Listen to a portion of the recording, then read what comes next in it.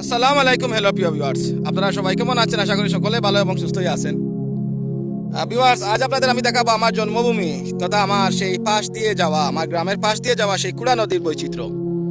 Viewers, আপনারা দেখতে পাচ্ছেন আমি আছি এই মাত্র আমাদের কুড়া নদীর সেই পুরাতন খেয়াঘাট, যেটা মেহেরপুর তেরাপুর, সেই সামনে সেই খেয়াঘাটে পূর্বভাগ থেকে মানুষ যখন আসতো এই সেই তেরাপুরের দিকে, মেহেরপুরের দিকে সেই খেয়াঘাটে আমি কিন্তু গোপারেতে আছি, মেহেরপুর তেরাপুর যে দিক দিয়ে।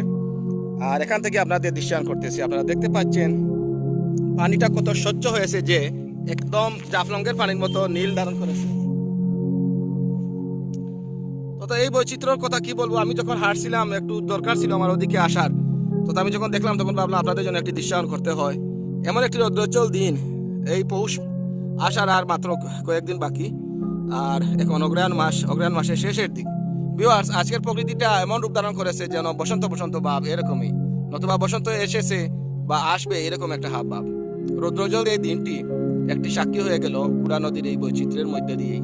যখন আমি এখানে আসলাম, আপনারা দেখতে পাচ্ছেন ওপারে আমাদের সেই পুরাতন খেয়াঘাট, যেখান থেকে আমরা নদী পারাপার করতাম। আর যদিও খেয়াঘাটটি আমাদের ইতিহাস তথা স্মৃতির পাতায় লেখা আছে, কিন্তু এখানে কোনো নৌকা নেই, যেহেতু পারাপার নেই, কারণ এই যে একটু সুদূরে সেই সিলিমপুর কুড়া নদীর দ্বিতীয় নং সেতুটা হয়ে গেছে। তথা ভিউয়ার্স, আপনারা দেখতে পাচ্ছেন অসাধারণ যে পানিটা, আমি আপনাদের যদি হাত দিয়ে একটু দেখাই, যে পানিটা এত স্বচ্ছ হয়েছে, পরিষ্কার, এই যে একদম। ভিউয়ার্স, হয়তো আমার জানা নেই, তবে আমার যতটুকু ধারণা যে আমাদের বাংলাদেশে হয়তো এমন অনেক নদীও আছে এরকম স্বচ্ছ পানি ধারণ করে এই শুষ্ক মৌসুমে। যে দেখছেন শুধু জাফলংয়ের পানি নয়, অনেকে ভাবে যে এই যে আমার হাতটা একবারে ক্লিন হয়ে গেছে, দেখতে পাচ্ছেন এই যে পানি নিচে।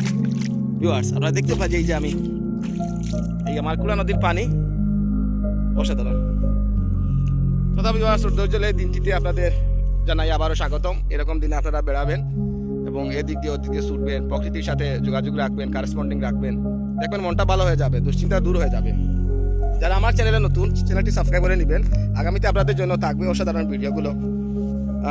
আপনারা যারা নতুন তারা চ্যানেলটি সাবস্ক্রাইব করবেন, আর যারা পুরাতন আপনারা অলরেডি জানেন যে আগামীতে লাগুয়াছড়া জাতীয় উদ্যানে যাওয়া হবে এবং সেখানকার বৈচিত্র্য নিয়ে আপনাদের আলোচনা করা হবে, আপনাদের জানানো হবে বানুগাছ রেল স্টেশন সম্পর্কে, ইত্যাদি ইত্যাদি।